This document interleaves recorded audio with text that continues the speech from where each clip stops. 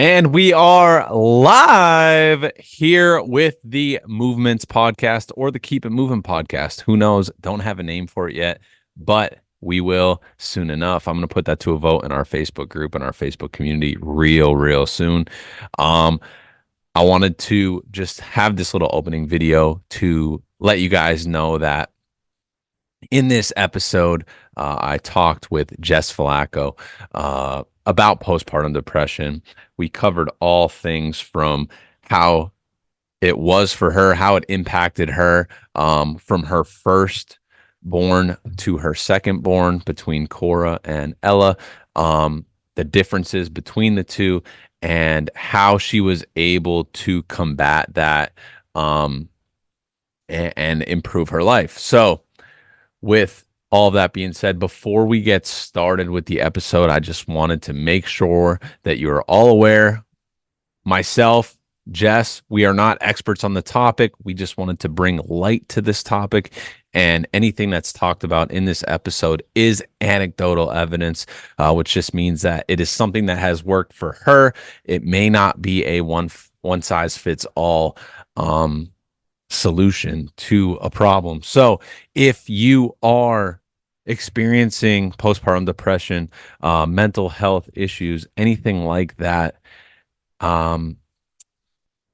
seek medical guidance from your primary care physician, and they will be able to get you set up with the best plan of care for you. Also, before we get started, if there's anyone looking to live a better life, healthier lifestyle, but isn't sure where to start, maybe you know what needs to be done, but you need that extra accountability. Maybe you need just that community of thriving individuals because, as we know, we are who we surround ourselves with. If that sounds like something that can help you, I invite you to join our Movement is Medicine community on Facebook. I will leave the link in the show notes. I also offer one-on-one health and wellness coaching in person and online, as well as movement analysis, programming, and more. Reach out and let me know how I can best help you live a happier and healthier life. With all that being said, I hope you enjoy the show.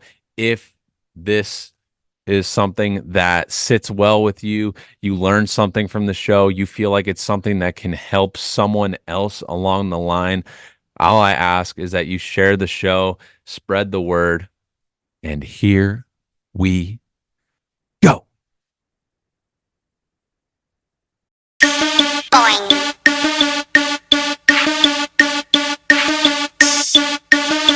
Podcast, and I am here with Jess Falatko. She is one of my friends, one of my clients, and we're going to discuss postpartum depression and how her nutrition and fitness has helped her overcome that.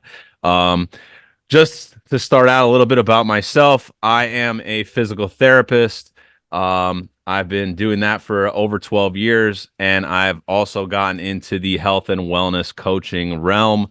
I did some quick math before the call here, and just from a matter of patients and people that I've worked with on their health and fitness, we're talking over 13,000 people being conservative, which is a crazy thing to think about when I look back at it. But with all that being said, I just want to hand it over to Jess, let her introduce herself to you guys, and then we will kind of go from there on the topic.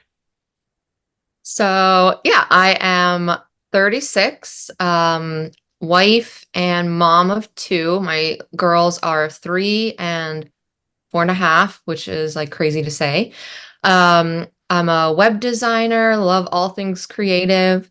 I grew up being pretty athletic, played all kinds of sports, field hockey, track, soccer, swimming.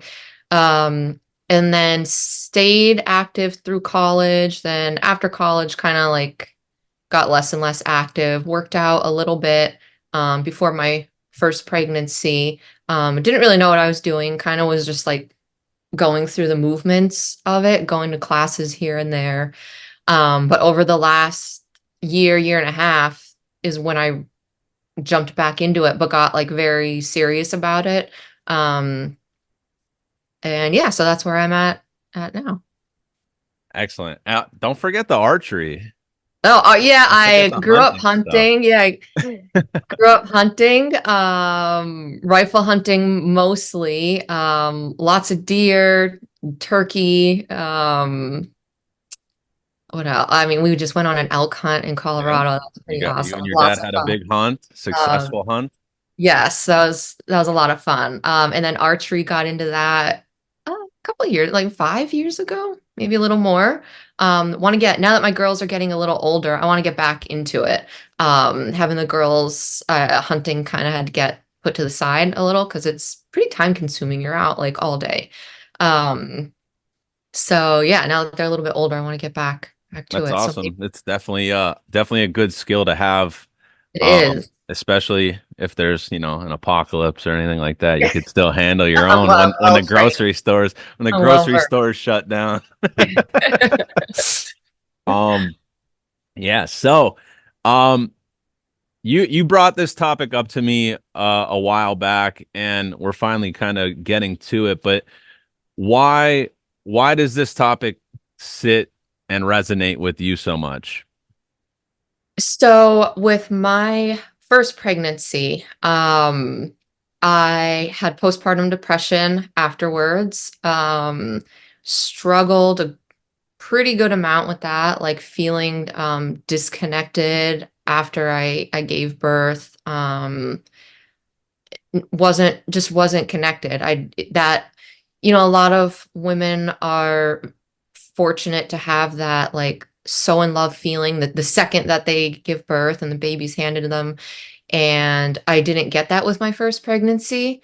I knew that I would love her, like feel it, um, eventually, but it was kind of like I had a miscarriage before that pregnancy, before Cora. Um, so with Cora's pregnancy, I didn't really let myself get attached to the pregnancy. I kind of uh Like you were trying to protect disconnected. yourself? Yeah, I kind of disconnected from it because I was scared that it could happen again. And it's pregnancy is a totally new thing. You only get to do it. I mean, most girls only are pregnant a handful of times. Totally new experience, new feelings, new anxiety about once you actually have the baby and what the heck do you do with a baby. Um, just knew everything. It's scary and exciting. Um, so that's why this topic it really hits home for me. Yeah, no, absolutely. So you said, it's new experiences and things like that. Would you say that it's something that impacted you more with the first one than the second one? Or Yeah, so the I did not have the same experience my second pregnancy with Ella. That pregnancy physically was a lot harder. I gained a lot more weight. It was just a lot more painful, for a bunch of reasons. But I was able to let my guard down more with that one, and really like get excited and be confident that it is going to be okay. And I'm very fortunate that I did get to experience like when I immediately had her, when I got to like bring her up to my chest, that instant love feeling and just like the bliss and the love. There's no other word other than love that you have in that moment. It's just like there's no way to describe that. So it was more just with the first pregnancy. But I do think it's very important to say that like present day, that has absolutely zero impact on my feelings now.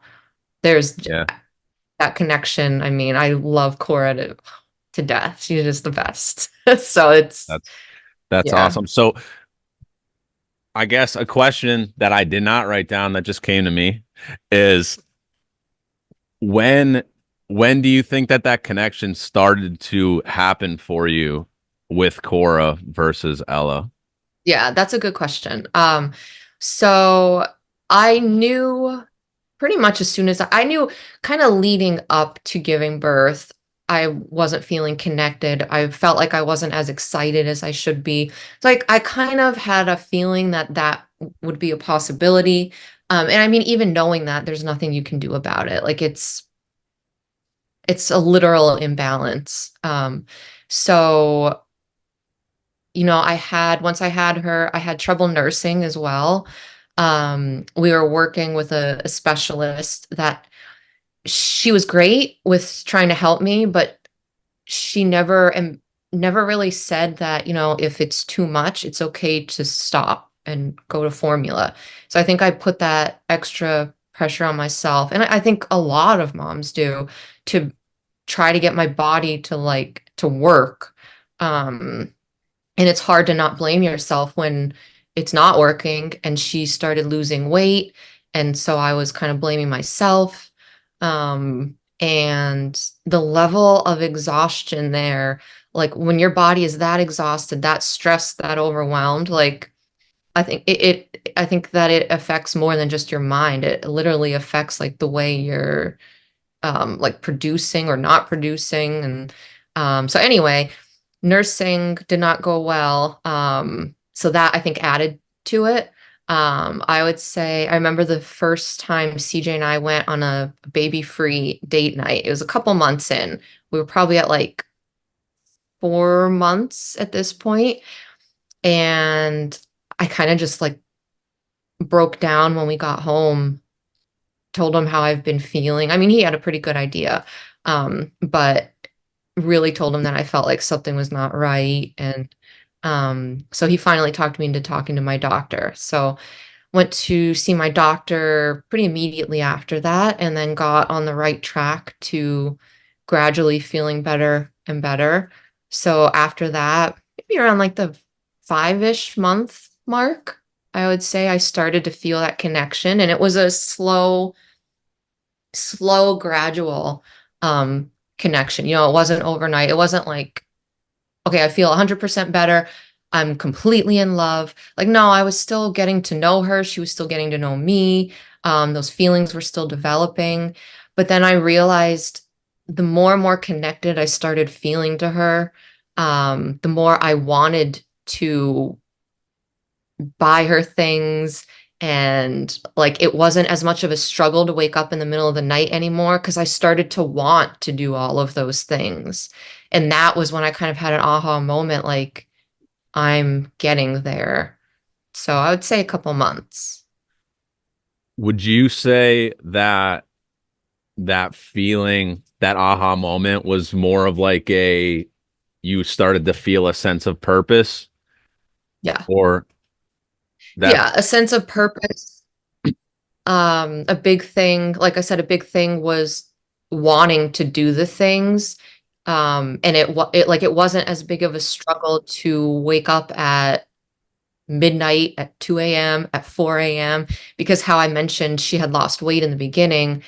We had to be very strict on feeding her to make sure she was getting enough. So the timing, we were up very late. But as I started to feel better, I don't want to say I was dreading it at all, like ever, but it just got easier. It was something I didn't mind doing anymore.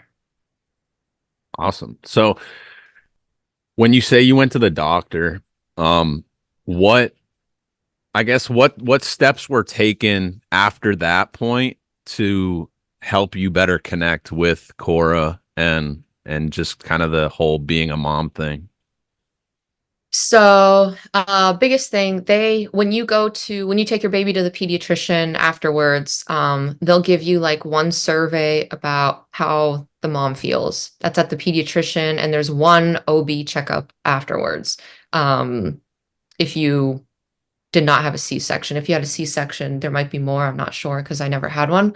But they give you one little questionnaire, and I mean, they're looking for postpartum depression. And I think in the beginning, when I answered those questions, I was having a hard time admitting it to myself, let alone to doctors. So when I went to see the doctor after that, um, I told them everything, and they immediately said, okay, you do need a little help with things, with getting back on track and balancing hormones out and all that. So I was put on medication to help. And then also talking. I was holding a lot of this in, um, because I didn't know at the time how abnormal it was. I felt like maybe, okay, I'm having a hard time. Most moms have a hard time in the beginning. It's probably pretty normal. I need to just push through. But such overwhelming feelings and anxiety and the disconnect is not normal, like to the extent that I had them. Um, I was also having really low lows, high highs, like it was just a constant roller coaster. So medication helped. And then, like I said, talking about it, follow-up appointments. Um, they offered therapy at that time, but I didn't end up going to it. I wanted to just talk with CJ, my parents, family, friends, and that helped tremendously, just getting everything out. Because I Awesome. think it's not talked about enough. Like I said, I thought it was normal because I didn't know, You've never I didn't, experienced it before. So, yeah, never experienced it, never really heard my friends talk about it, never didn't hear anybody close to me. So I figured, well, it's like this for everyone probably, but it's not. yeah. So, the biggest take home from that is to make sure that you actually talk about it Yeah, so that yeah, the awareness can be there for not only yourself but other people could chime in and let you know, hey, that you're not supposed to feel that way. yeah. The extremes. I mean, it's one thing to be, oh, having a baby is overwhelming, it's scary, it's For exciting. sure. That's all so normal. All of those feelings, everything you feel, whether you had a baby or you're just a regular person, everybody's feelings are valid. We feel things for a reason.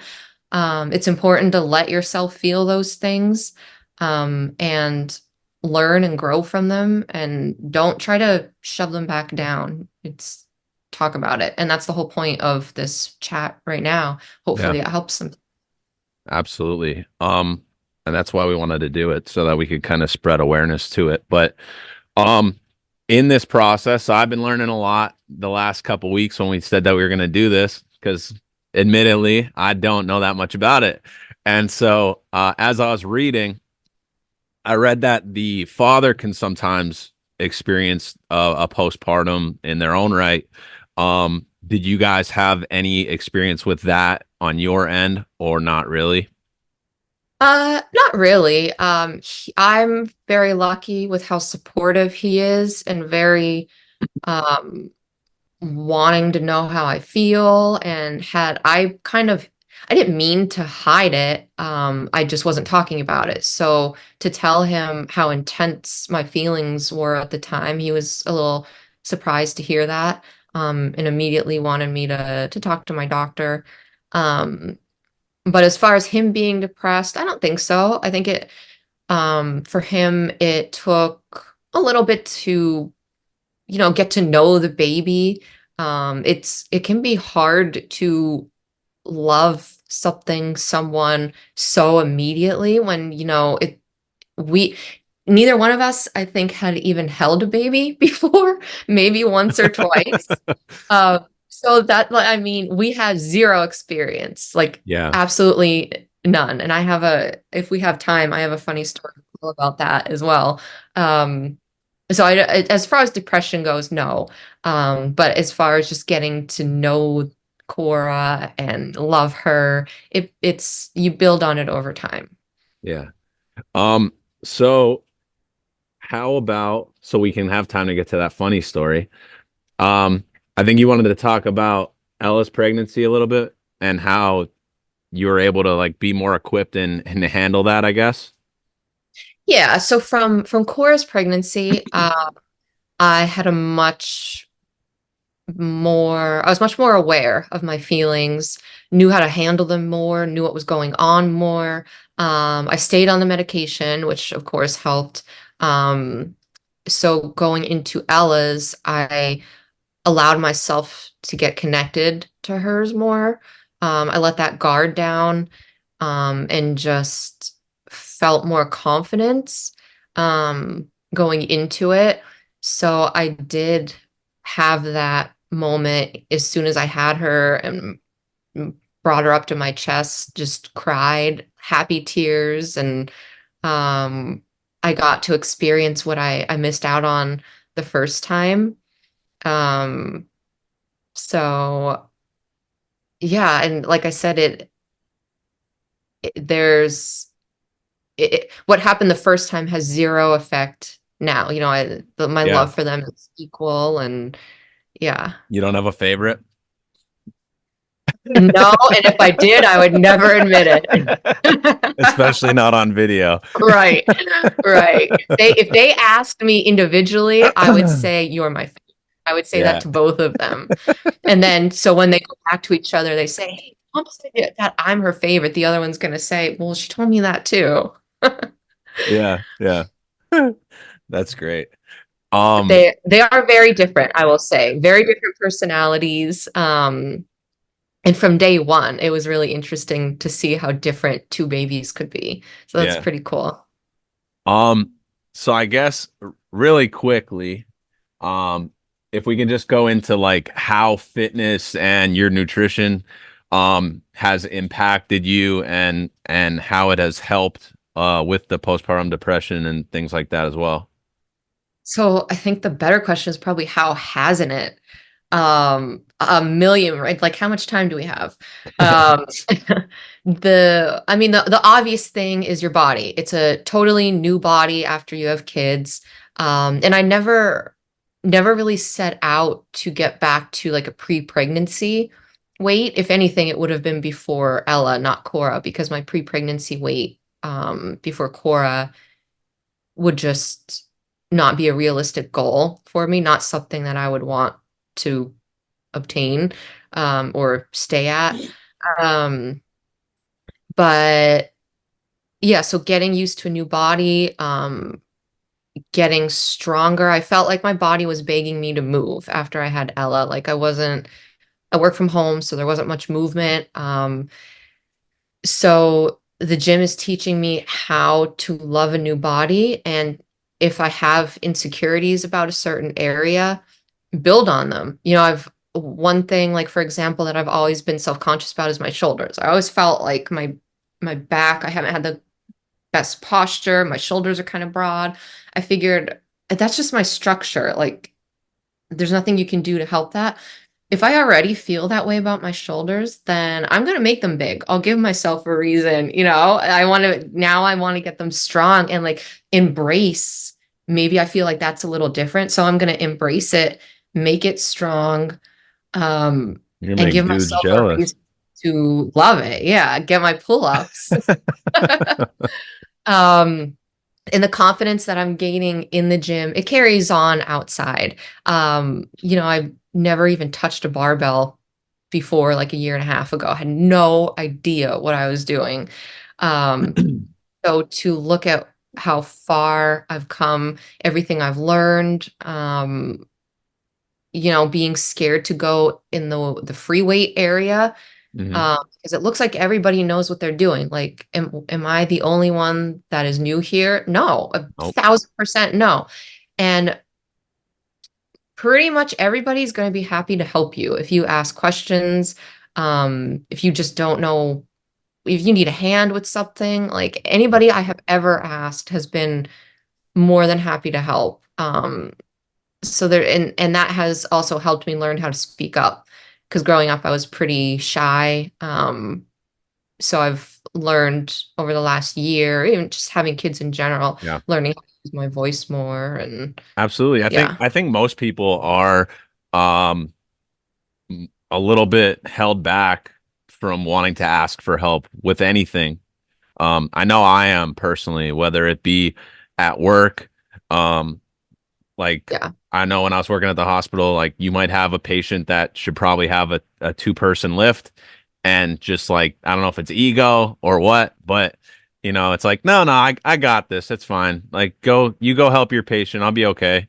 Um, so for whatever reason, we just have that like insecurity of people thinking we don't know what we're doing because we asked for Yeah. help, and that's definitely I think a common misconception of gym bros or just gym goers in general. Like people think that they don't want to be um bothered while they're there. Like that's their time.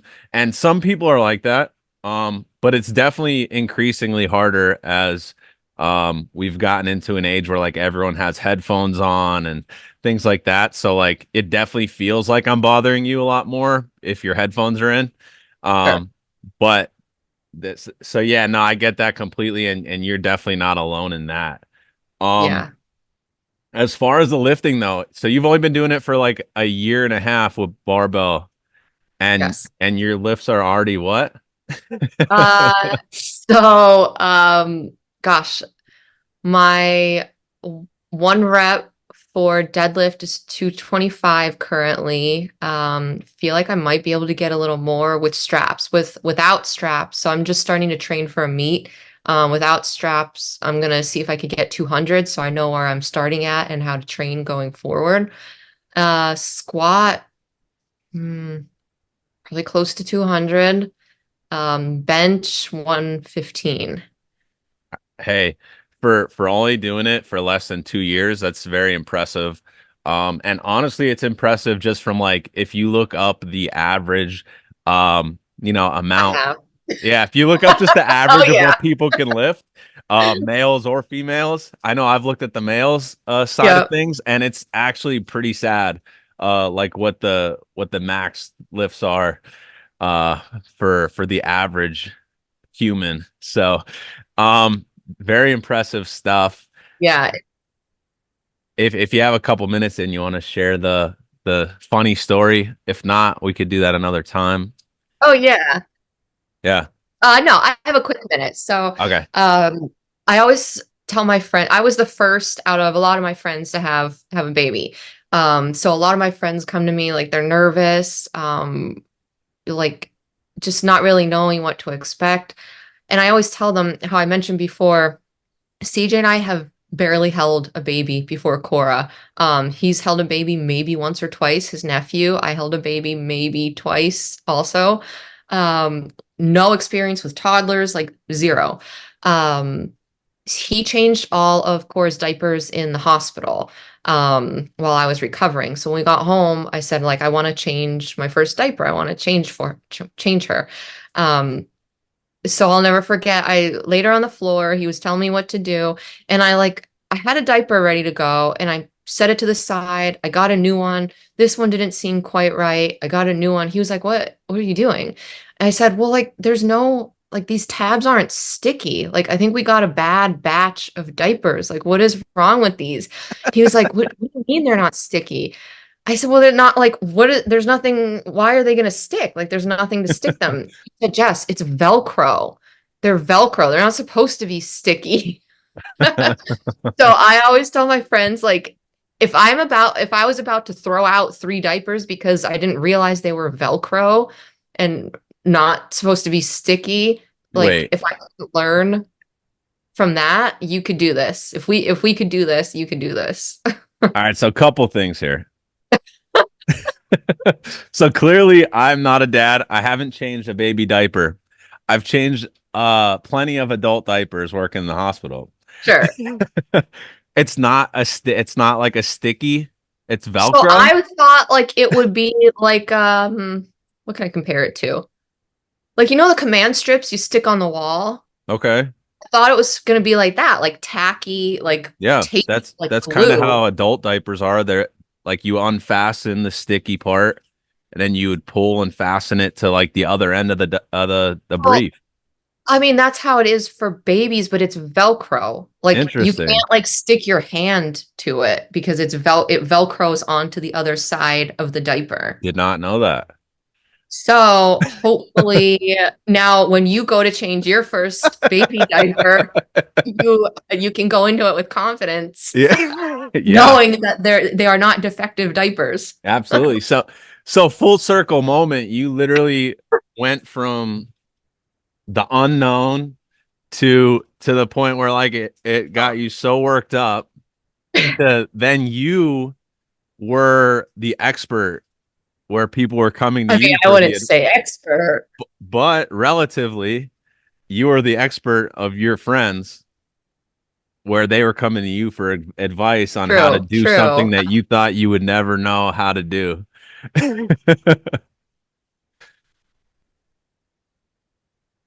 Yeah. That's true. That's very true. I have not even thought about it that way either. So imagine that, how far you've come. Yeah, it's a long road, Yeah. but So I know you have a call to get on after this. Um, if anybody wanted to follow your journey, I don't know if you want that or not, but if anybody wanted to follow that, or had questions for you, where would they be able to, contact you? so probably Instagram, lemon meringue pie.